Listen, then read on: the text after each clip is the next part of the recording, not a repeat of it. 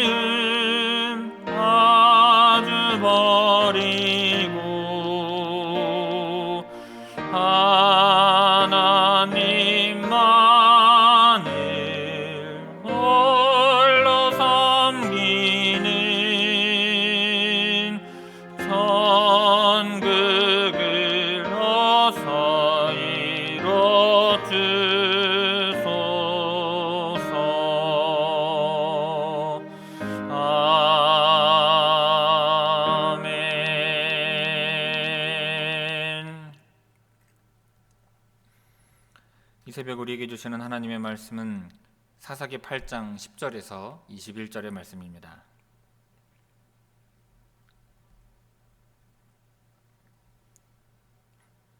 구약성경 사사기 8장 10절에서 21절까지 제가 봉독합니다.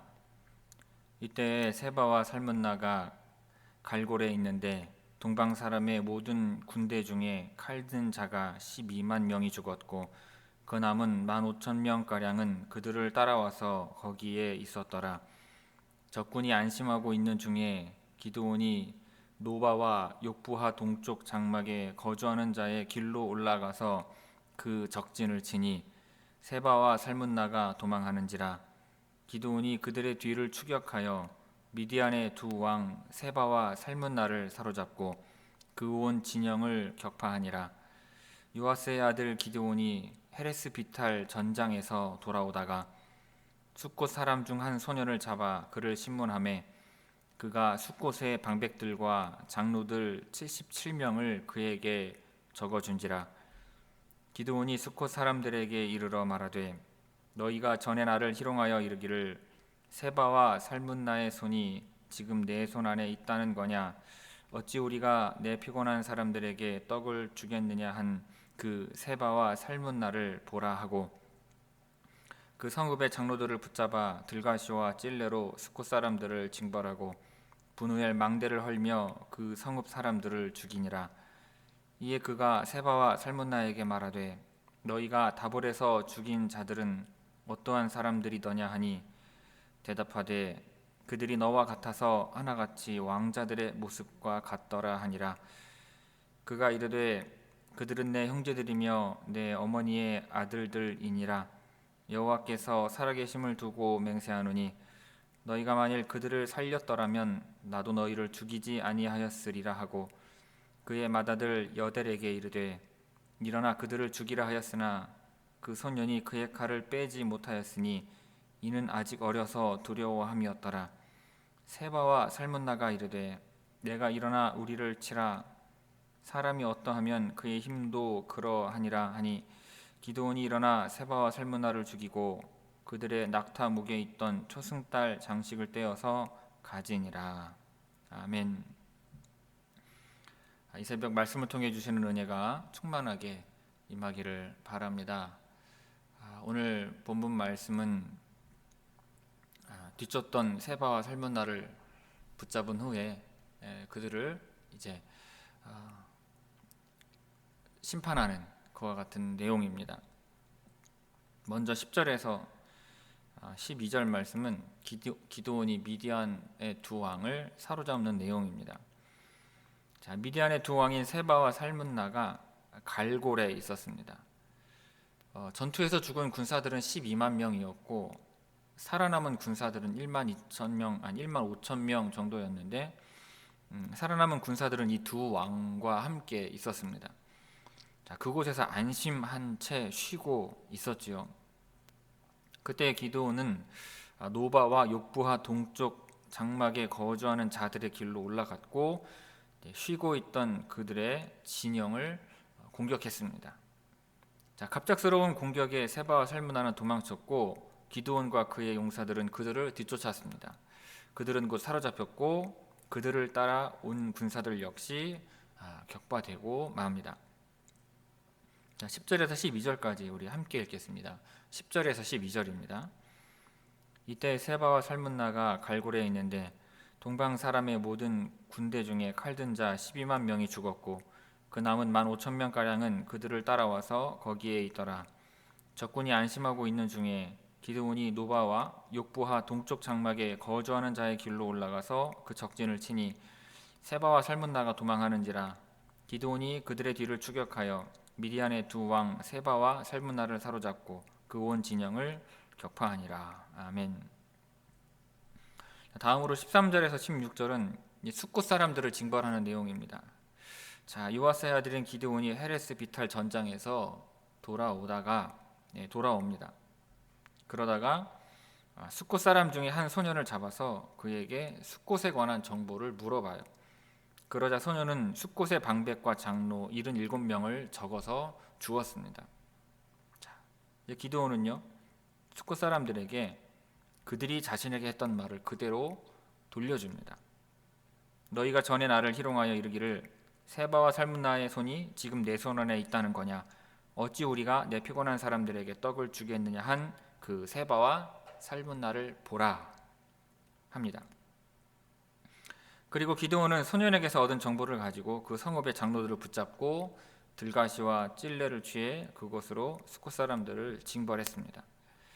자, 숫곳 사람들은 앞서서 군사들에게 양식을 나눠달라고 했던 기드온의 요청을 거절한 적이 있죠. 그들은 모욕적인 말로 그 요청을 거절했습니다. 세바와 살문나의 목숨이 지금 너희 손에 있다는 것이냐 라면서 기드온과 그의 군대를 무시했습니다. 자, 기드온은 이 일을 마음에 새기고 복수를 다짐했었죠. 그래서 세바와 살문나를 사로잡고 그들의 남은 군대를 물리치자마자 숫곳으로 돌아온 것입니다. 그리고 자신이 경고했던 대로 들가시와 찔레로 숫곳의 지도자들을 처단한 것입니다. 자, 13절에서 16절까지 우리 함께 읽겠습니다. 13절에서 16절입니다. 요아스의 아들 기드온이 헤레스 비탈 전장에서 돌아오다가 숫곳 사람 중 한 소녀를 잡아 그를 신문하매 그가 숫곳의 방백들과 장로들 77명을 그에게 적어준지라. 기드온이 숫곳 사람들에게 이르러 말하되 너희가 전에 나를 희롱하여 이르기를 세바와 살문나의 손이 지금 내 손 안에 있다는 거냐, 어찌 우리가 내 피곤한 사람들에게 떡을 주겠느냐 한 그 세바와 살문나를 보라 하고 그 성읍의 장로들을 붙잡아 들가시와 찔레로 숫곳 사람들을 징벌하고. 아멘.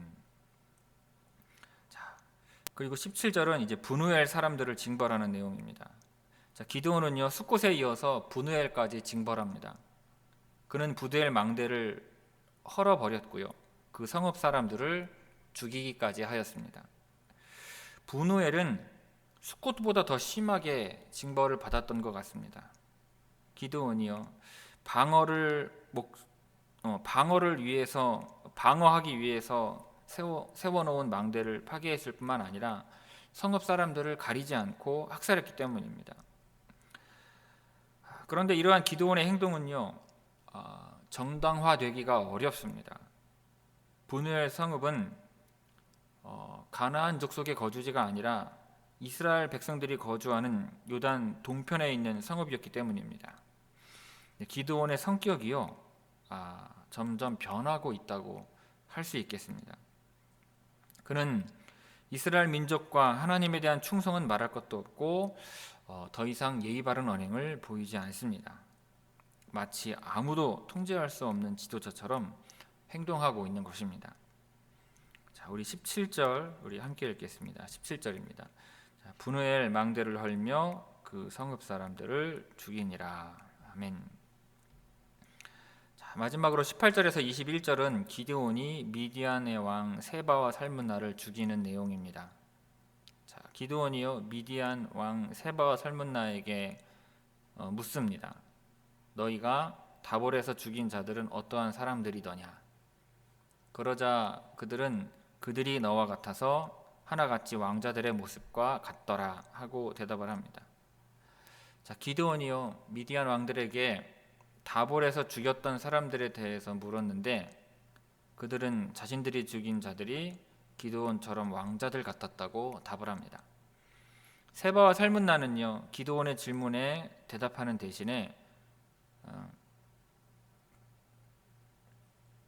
자신들이 죽인 사람들에 대한 인상을 설명하면서 기드온에게 아첨을 하고 있는 것입니다. 자, 기드온에게서 왕자와 같은 면모가 보인다는 것이죠. 하지만 그들의 대답을 들은 기드온은요 세바와 살문나가 죽인 이들이 자신의 형제들이며 내 어머니의 아들들이었다고 가르쳐 줍니다. 이 형제들이 격렬한 전투를 하다가 죽은 것도 아니고 왜 죽었는지 모르는 것도 아니고 바로 이 세바와 살문나에 의해서 죽임을 당했다는 사실을 기드온은 분명하게 지적하고 있는 것입니다.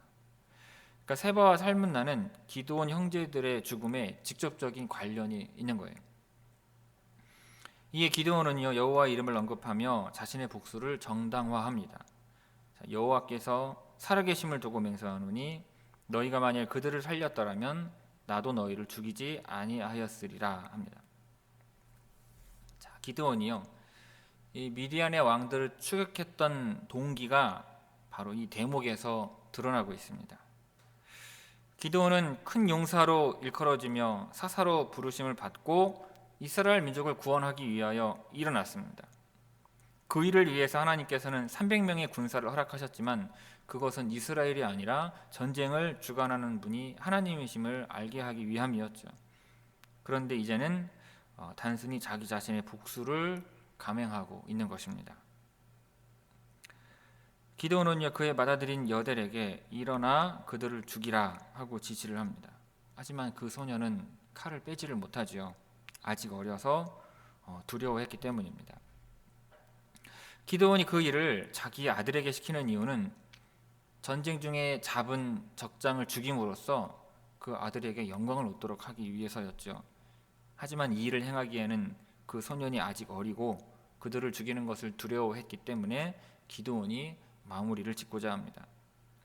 이 미디안의 왕들의 입장에서는요, 기드온과 같은 용사에게 죽임을 당한다면 부끄럽지 않지만 소년에게 죽임을 당한다면 매우 불명예스러운 일이었습니다. 그래서 미디안의 왕들은 기드온에게 죽임 당하기를 원해요.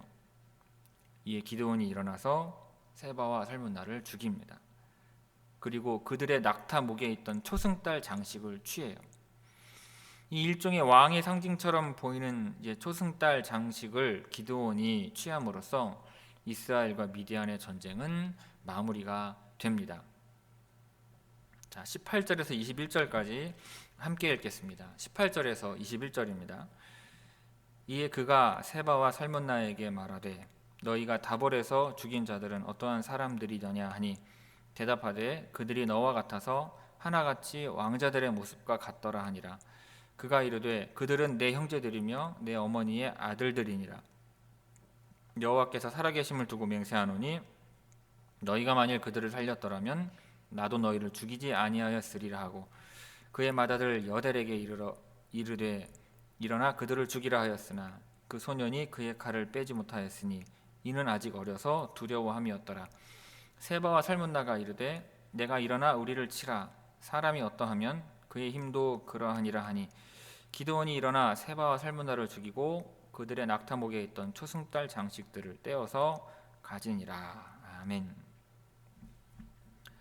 자, 성도 여러분, 기드온이 마침내 미디안의 왕들인 세바와 살문나를 포로로 잡았습니다. 그리고 돌아오는 길에 숫곳의 방백과 장로들에게 복수를 하였고 분우엘의 망대를 헐어버렸습니다. 분우엘의 경우에는 망대만 파괴한 것이 아니라 성읍 사람들도 학살을 했지요. 분우엘이 가나안의 성읍이 아니라 이스라엘 백성들이 거주하는 성읍이었음을 생각하면 기드온의 이와 같은 행동은 적절하지 않았다고 볼 수 있습니다. 이 큰 용사가 된 기드온은요, 권력을 절제하지 않고 남용했습니다. 기드온이 숫곳과 분우엘 사람들을 징벌한 것은요, 여호와께서 기드온에게 명령하신 일이 아니었습니다. 기드온이 받은 사명은요, 미디안의 손에서 이스라엘을 구원하는 것이었어요. 기드온이 세바와 살문나를 처형하기 전에 그들과 나눈 대화를 보면 기드온이 그들을 추격해서 붙잡은 이유가 개인적인 가족의 복수 때문임을 알게 해줍니다. 왜 그토록 기드온이 이 요단 동편까지 와서 미디안의 왕들을 추격했는지 알 수가 있는 대목이에요. 가족들이 이 미디안의 왕들에 의해서 죽은 것이죠. 기드온은 여호와를 언급하며 자신의 복수를 정당화합니다. 만약 세바와 살문나가 자신의 형제들을 죽이지 않았다면 자신도 그들을 죽이지 않았을 것이라고 말을 합니다. 그러고는 살펴봤듯이 자신의 맏아들인 여델에게 세바와 살문나를 죽이라고 명령하는데 이것은 전쟁에서 승리한 영광을 아들인 여델이 얻도록 하고자 하는 조치죠. 그런데 여러분 곰곰이 생각을 해보시기를 바랍니다. 이러한 행동은요, 통치자가 후계자를 위한 행동입니다. 이미 기드온은 자신을 왕으로 생각하고 있나 하는 착각이 들게 만들어요. 성경에는 이에 대해 명확하게 언급하고 있지는 않지만 그의 행동은요, 왕처럼 자신이 통치자임을 드러내고 있는 것입니다. 성경 잠언 16장은요, 교만은 패망의 선봉이요 거만한 마음은 넘어짐의 앞잡이니라 하였습니다. 겁쟁이 기드온이요 교만한 왕이 되었습니다. 여러분, 이것은요 영적인 경계심을 잃어버렸기 때문입니다. 성도 여러분, 그리스도인은요 작은 일일지라도 승리하고 성공한 이후에는 교만해지지 않도록 철저하게 주의를 해야 할 것입니다. 모든 성공과 승리의 영광은 하나님께, 그리고 나는 주님의 일에 쓰임받은 것에 감사하며 겸손할 수 있는 우리 모든 성도님들 다 되시기를 바랍니다. 기도하겠습니다. 주님께서 베푸시는 은혜를 깨달아 감사하는 성도들 되게 하여 주옵소서. 주의 종의 한계를 분명히 알게 하시고 하나님의 도우심과 베푸심의 능력을 나 자신의 능력으로 착각하지 않게 하옵소서. 하나님의 은혜 앞에 겸손하게 하시고 은혜를 나의 능력으로 알아 교만하지 않게 하옵소서. 오직 성공과 승리의 영광은 주님께서 받으시고 주님 앞에 쓰임받은 주의 백성은 겸손하게 하옵소서. 오늘 하루도 주 앞에 겸손하게 이 하루를 살아가고자 하오니 승리 앞에 겸손한 주의 백성 되게 하시고 하나님께서 승리하게 하시는 놀라운 은혜가 있게 하옵소서. 예수님의 이름으로 기도 올리옵나이다. 아멘. 하늘에 계신 우리 아버지여, 이름이 거룩히 여김을 받으시오며 나라가 임하시오며 뜻이 하늘에서 이루어진 것 같이 땅에서도 이루어지이다. 오늘 우리에게 일용할 양식을 주시옵고 우리가 우리에게 죄 지은 자를 사하여 준 것 같이 우리 죄를 사하여 주시옵고 우리를 시험에 들게 하지 마시옵고 다만 악에서 구하시옵소서. 나라와 권세와 영광이 아버지께 영원히 있사옵나이다. 아멘.